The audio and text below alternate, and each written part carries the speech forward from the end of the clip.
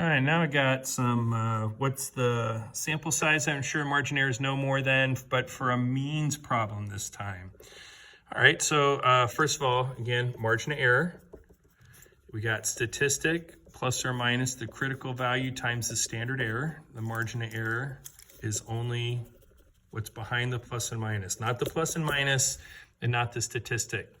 All right, critical value for a means problem typically uses the confidence level, and it uses degrees of freedom, which needs the sample size. But on this problem, we're solving for the sample size, so we can't do T star. So we're actually, instead of T star, which we should be using, the College Board is expecting us to use Z star. Boy, that doesn't look like a Z there. It's expecting us to use a Z star in as approximation. So we'll still be using inverse norm on this problem, even though technically it should be inverse T. And then the standard error on the formula card. So we had proportions problem before, but this is a means problem. There's the standard error for a means. See right here, sampling distribution for means. It's the standard error of the sample statistic. The standard error is one. So S over root N. So we got Z star times S over root N. That's my margin of error. And I want my margin of error to be no more than 5. And I'm going to do Z star. I'll get that in just a second. And it also gives us, it has to tell us what the sample statistic is, or this, whatever, this S for the standard error. N is what we're going to be solving for. And then you got to do inverse norm, split the difference, so 0.975. And that one's, even if we round it to several decimal places, is 1.96. And now it's algebra time. So I'll take 5 divided by that big mess that we had. 2.55 equals 12 over root N.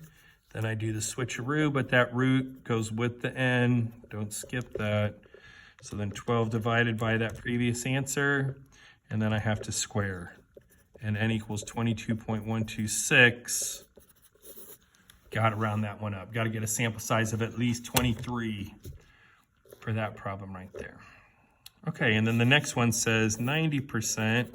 We have our standard error here of 64, and we want the margin error to be no more than 20. That's the numbers we need. So 20, we'll do that critical value here in just a second. And then this is going to be 64 over root N. Critical value, inverse norm, split the difference.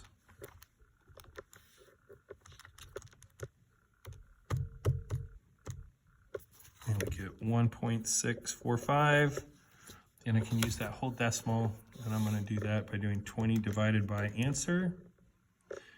And then we get 12.16 equals 64 over root N. Do the old switcheroo.